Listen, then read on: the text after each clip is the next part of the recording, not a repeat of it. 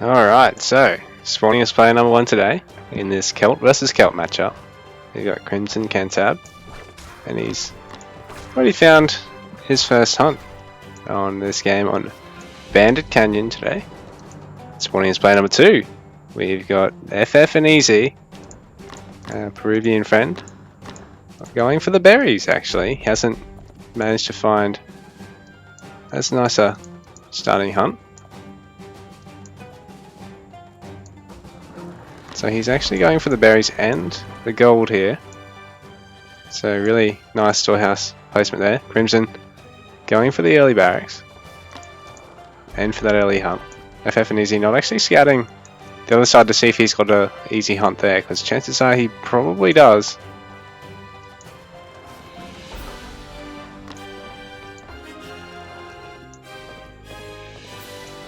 And so Crimson actually checking opponent's base. FFNEZ going for the Picker's Gloves instantly. CrimsonCantab not getting a hunting dogs, because even though it is quite a big bonus now that it has been buffed, it is still a more expensive commitment, and the gathering rate is ultimately less of a big gain. Like, the gain of going to hunt is mainly gotten through going to the hunt to begin with, not necessarily through getting your hunting dogs. Although now with the recent buff, the conservation change means you can sit on them for longer, so as long as you get this sort of halfway or less through your first hunt and you've got 2 or 3 more on the field, you're definitely worth getting the upgrade. So both players just getting their villagers out now, and I think Crimson's actually slightly behind on a villager. Must have had a slight delay there. Maybe we're transitioning onto the food, but he's actually got the spearman count advantage here at the moment.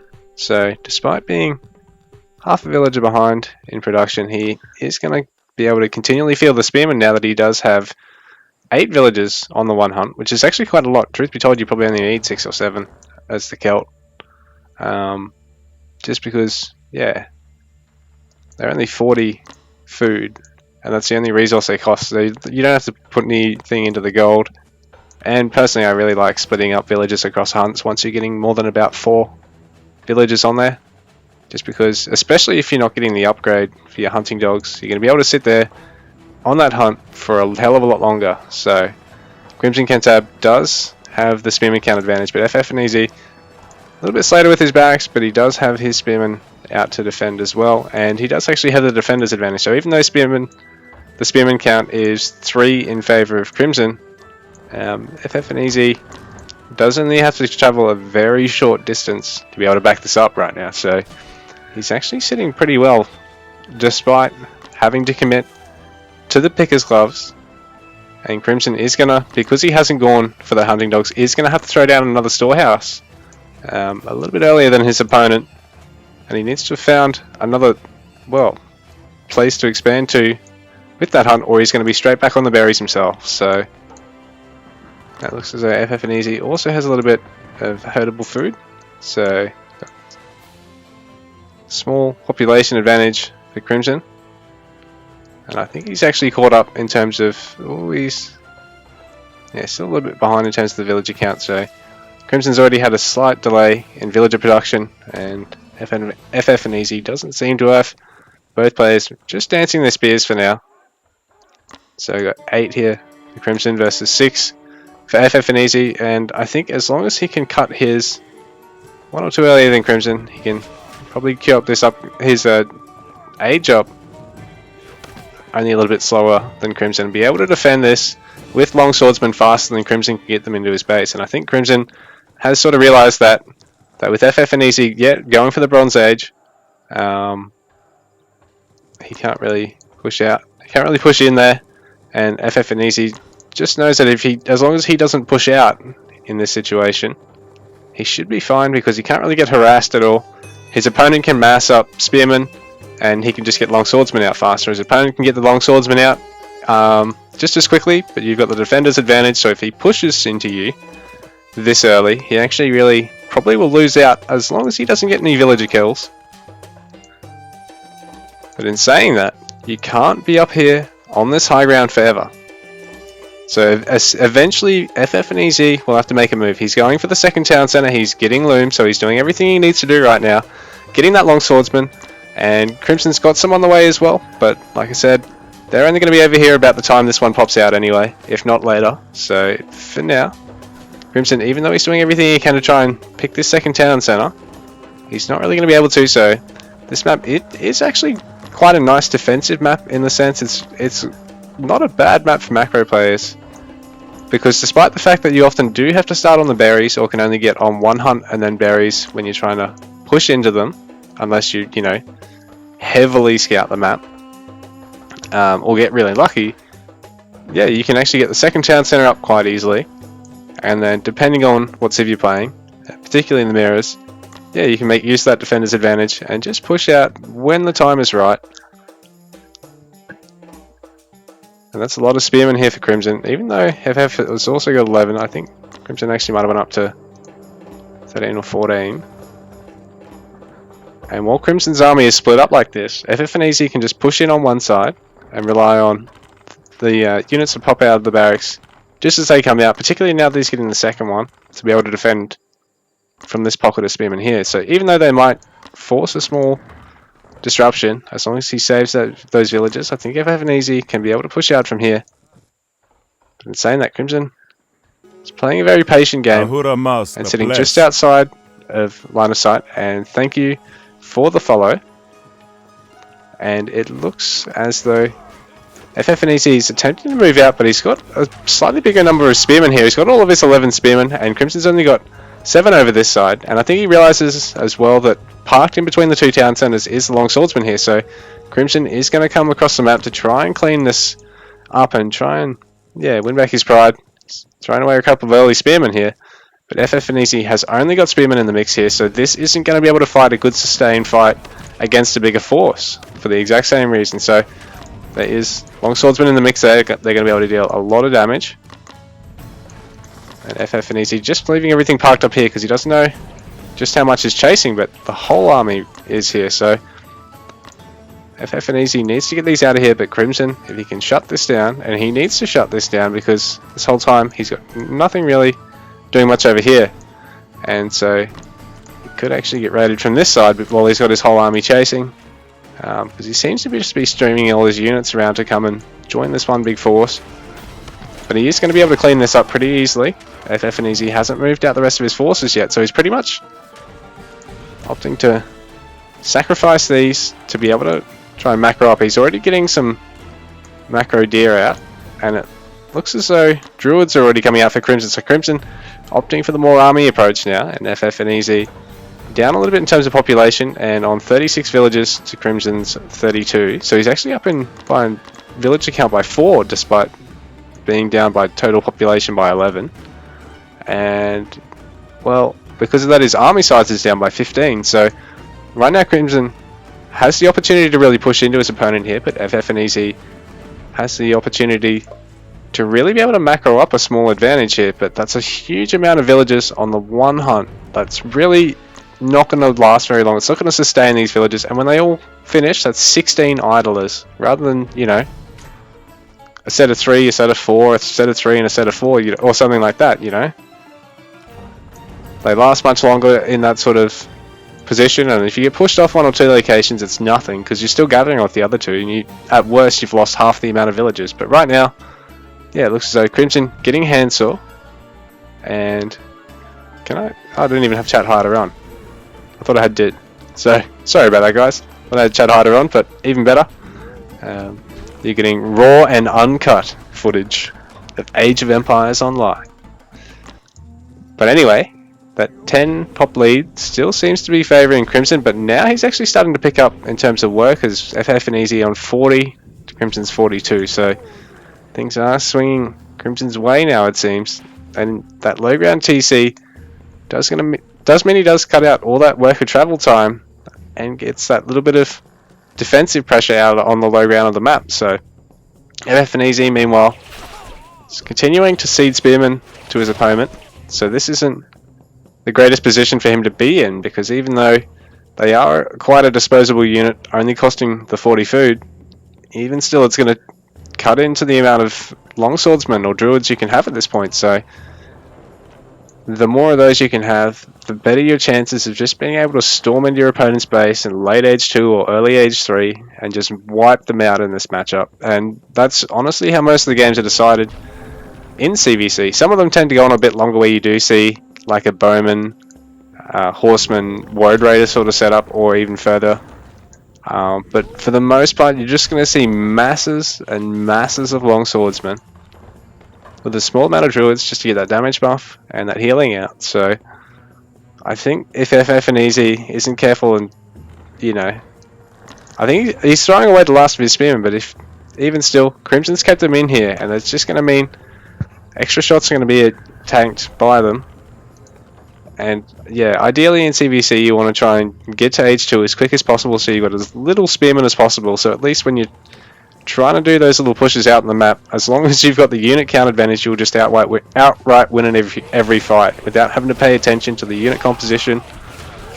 But it looks as though Crimson just trying to take a decisive push right now, but FFNEZ already has a defensive tower here as well, and it's in between 2 town centers, so I don't know if this has gone for that well for Crimson really. He's pushed FFNEZ off the gold, got a couple of villagers, but well, only got 1 villager. He was already up by 2, now he's up by 3, so not a great trade for him. Not a huge amount of food in the bank either, so FFNEZ actually going to be able to catch up in terms of pop, as long as he can get a little bit more gold. But he's not actually gathering any from out on the map just yet, and it seems as though Crimson is trying to keep an eye on that. He's got this outpost here. FFNEZ has a gold mine up here that's pretty safe for him to get for now, but he needs to get age 3 and chuck a town center up this way, or over this way, in order to really secure one of them, and then look at putting a market on the other side and maybe walling it off in this sort of position, because right now Crimson has the south side of his base, the north side of his base, sorry, walled off, and a south side town center here, so he can go for a small wall here and chuck a market here or something of that nature. It's going to be very easy for him to transition into a nice macro base. And FFNEZ attempting to get this low ground wall, but it gets scouted. He's paused. I think he's lagging actually. Oh no, he just said 1 sec.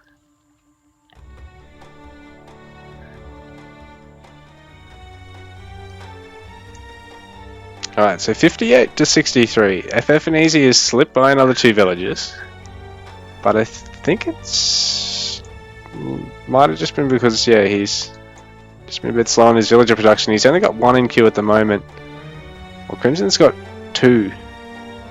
And the 3rd queued up. So all he really needs to do is press A again, cancel 1, and he's sorted on that front. Whereas FFNEZ is not even producing out of one of his town centers at this point in time. But he's getting some upgrades in, got his damage, and he's got his armor upgrade on the way. Crimson instead has movement speed and health. So 221 health longswordsman versus... oh no, FFNEZ also has the upgrade. And both players have speed as well. So it's actually pretty important to get speed if you are intending to play a very infantry heavy style out on the map. So in CVC, even though it does take a back foot to your armory upgrades, like armory upgrades are honestly everything in this game, no matter what civ you are. But if you're playing CVC, or if you're playing as Babylonian and you're getting Total War tech, like, why not? It certainly helps. There's a million situations where it can mean you can, yeah, outrun an enemy army. And yeah, so Crimson forced off the Sperries over here. He's got another one down here, but there's not a huge amount of food that he's on. He's actually gathering from FFNEZ's side of the map, who's got that double defensive Sacred Deer production. Double macro grove production. So 2 lots of Sacred Deer out, and Crimson not yet really making use of that just yet. So Crimson's going to have to figure out where he's going to get food from. And the more he tries to venture into FFNEZ's base to do it, the worse a payoff it's going to be for him, I think. Even though he's going to be able to stranglehold more than half the map here, it seems. Not sure how much it's really going to buy him. He's only just sort of securing a little bit of wood and some food up here. And there's some more longswordsmen running around his base. And it seems as though FFNEZ can't really get a nice mass to pick something off without Crimson spotting it coming in and sending an even bigger force to come and clean it up. But FFNEZ is going to get some good information about his opponent's base and how far along he really is. There's 3 armories here, so Crimson only just getting his damage upgrade now. FFNEZ already has all those upgrades, so FFNEZ with the quicker age 3 as well. So he's down on score overall, but his villager count, is down by 16. So FFNEZ slipping a little bit on the villager count, but he is up in tech still at this point. Down by 15 population overall, but it's largely explainable by the villager count difference. He's still got the same army size as his opponent, but right now CrimsonCantab is taking advantage of the map control that he has, doing a really good job to pick this up just as this wall's going down before it's really even finished up. And FFNEZ doesn't really have much of an army over that side of the map at all. He's got everything parked down here. Does have a smaller... Oh no, here we go. Sorry, I completely missed where that was coming from.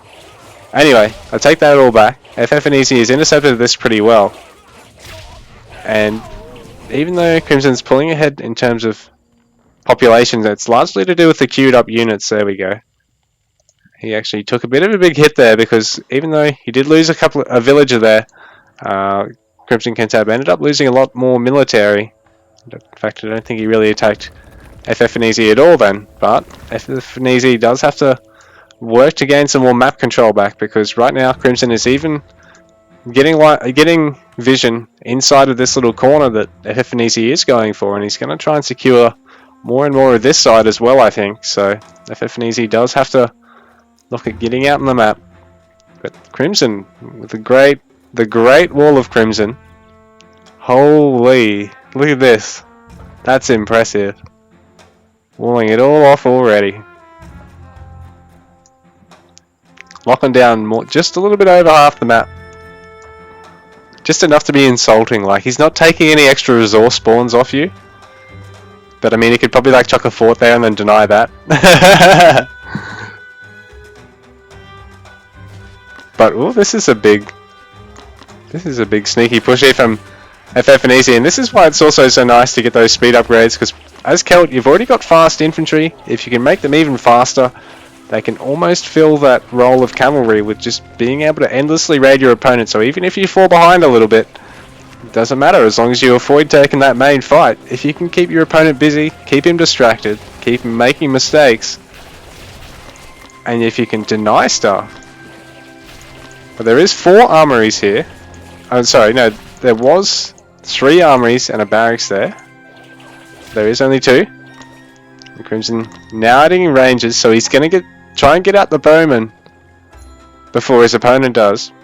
But FFNEZ can always just sprinkle in a couple of woads and try and take a good fight there and add in the bowman behind that himself. But he does still have a good number of these long swordsmen, and Crimson at this stage was creeping further around behind his opponent's base, and I like this, taking that gold mine. So that's a nice 2,000 health bunker that your opponent at least has to cut through before they can pick this off. And if they run past it trying to pick off something else, you can always just, you know, run your units out. But Crimson's going to have to work to defend his markets here. FFNEZ does have the long swordsman to be able to snipe this one and fight this, but the rest of Crimson's army is following up, and they are going to be able to clean this up. But FFNEZ going to try and hit this little gap here before the wall is finished up. He's had an attempt at cutting through there earlier, so he's going to try and save the long swordsman if he can.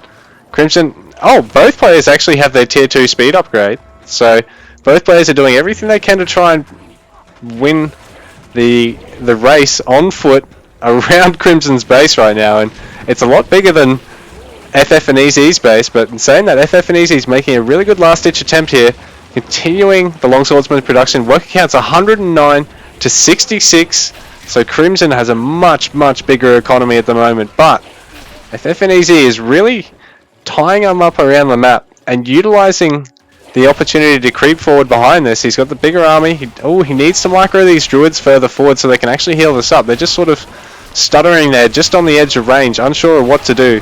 And all these guys could really be taking this fight for FFNEZ, and Crimson is going to be able to clean most of this front line up before FFNEZ notices and resupplies. But oh, there's a big push here from from Crimson to clean that up, but FFNEZ on the goal line already. So really nice play here from both players, despite the score difference, despite the really juicy bank of Crimson. I think he's overproduced workers, and in fact he's gone up even more to 113 because of his caravans. So 66 to 113 worker count we're looking at here. That's with all these one population infantry units. Makes it very hard in a match like this to actually take a head-on fight against your opponent, even with your defender's advantage.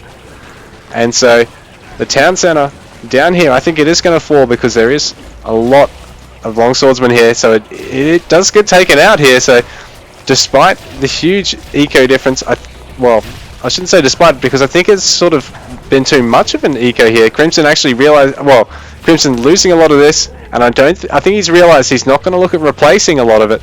He's down to 93 workers, so that's a much more healthy number for him to actually be able to take continuous fights against FFNEZ's much larger force. FF out of food, but he's on 67 workers. He is pushing out. He hasn't found this yet though, so this is going to hurt him because he does need to look at taking his market earlier now that he's going to lose that gold. And FF continually denying Crimson's gold here, and he's found the ranges before a critical mass of bowmen can get out. So this is great for FFNEZ, not so great for Crimson, I'm afraid. But Crimson does still have a really nice bank. So despite only being on 80 villages now, Crimson's only on 67. I mean, FFNEZ only on 67. Not a huge amount of food in the bank.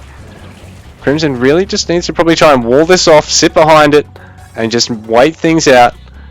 Barrier up here a second time and try and push out again. But FFNEZ is doing a nice job of playing with the smaller eco game, and then just running his opponent around the map with the two bigger armies that you don't really want to take a fight against either of them, because the other will just level your city. But ooh, this is a good catch here for Crimson. FFNEZ trying to stream some units around his base cheekily, but FFNEZ going to run into a really segmented base here from Crimson now, because he's getting these defensive walls, but that's a big number of longswords there at 20.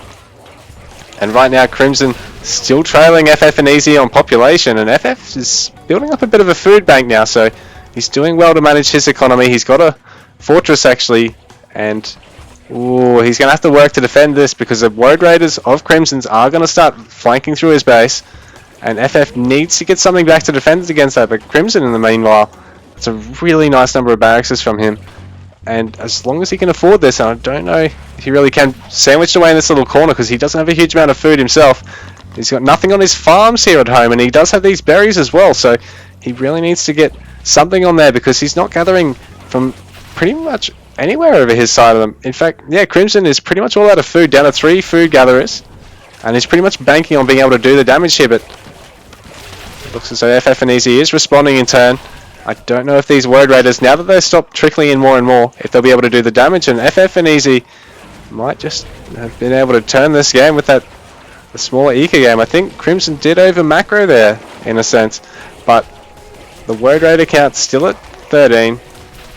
Ooh, a second town center of Crimson's is going to get sniped. He has to defend, and he's got the double town center fire, but he doesn't have any units to do so. He's trying to get a fortress on the high ground, but he's had to put it that far back to avoid getting sniped that he's going to lose most of these houses and production facilities over here, I think.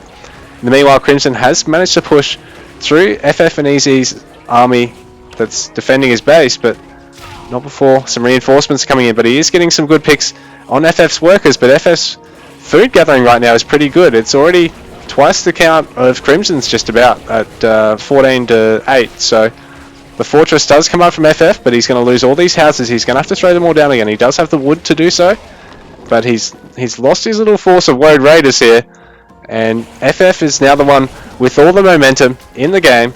He's cleaned up over in this little corner. I missed all that, but it looks as though Crimson's going to try and get back on this and try and utilize that to come ahead in his gold eco, but he's going to get denied. He's going to have to try and dig away at that gold mine with his 6 villages, and right now FFNEZ with a wonderful push in his opponent's base. He's got these druids still here in the mix. Always helpful to get a small number of druids, no matter how far into the game it is, as long as you're not playing with like a full stables composition.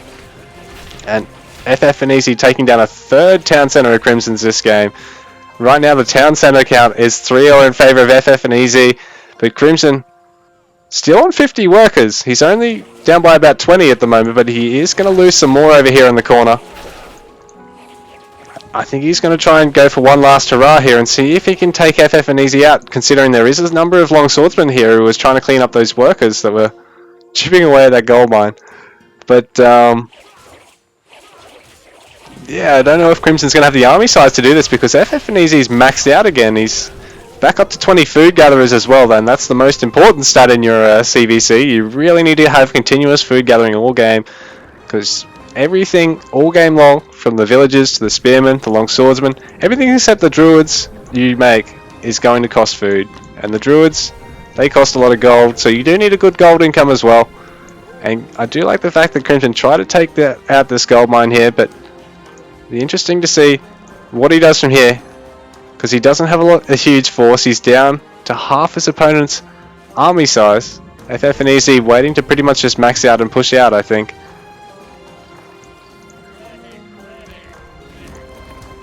Crimson trying to expand his food eco as much as he can, throwing down the second town centre. He's got 13 farms over here, so he's going to start shooting back up in terms of food, but there's not a lot of safe wood here, because he really needs some static defense in order to be able to get on this, I think, for the time being, while his army size is so much smaller. FFNEZ honestly probably can just push out as long as Crimson's not sitting under the fortress fire, and no matter what, I think he should just outright win, considering the population difference.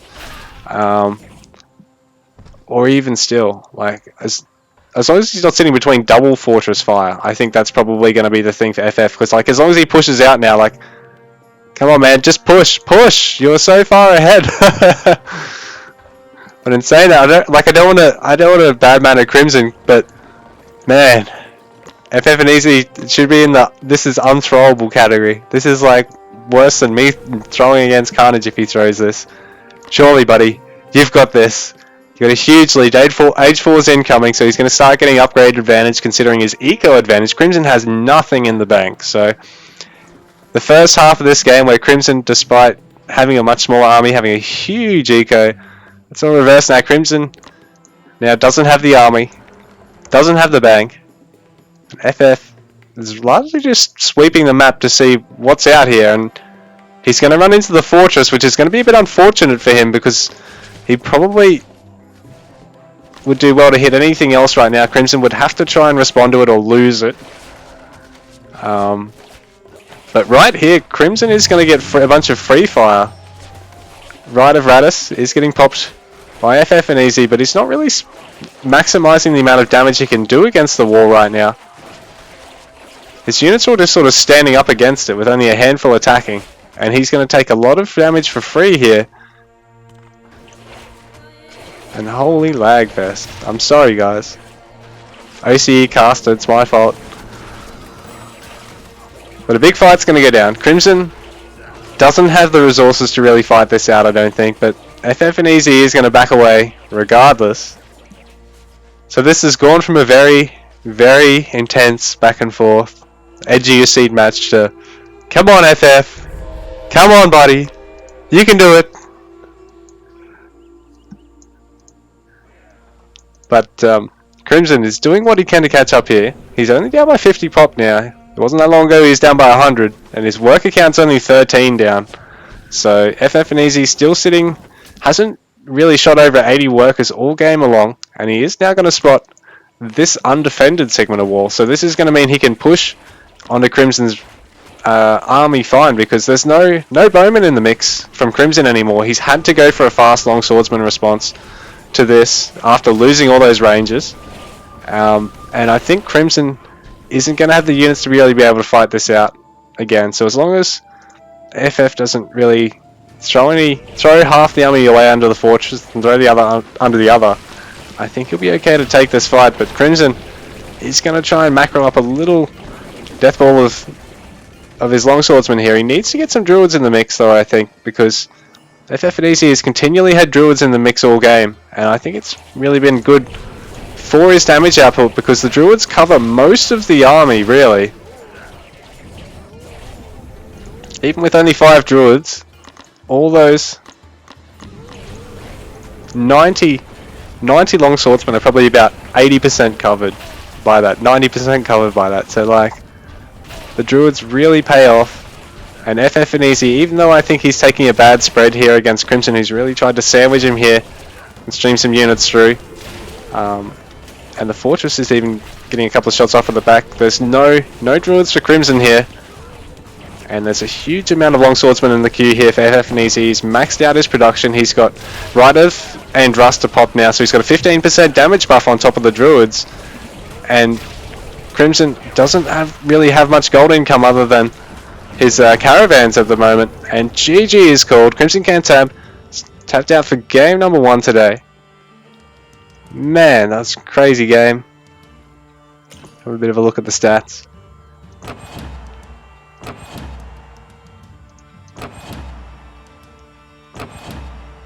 So ultimately FF did end up outgathering Crimson there. With the bigger wood gathering, but smaller gold and food. Crimson's village count, insane. I think he peaked at about 113.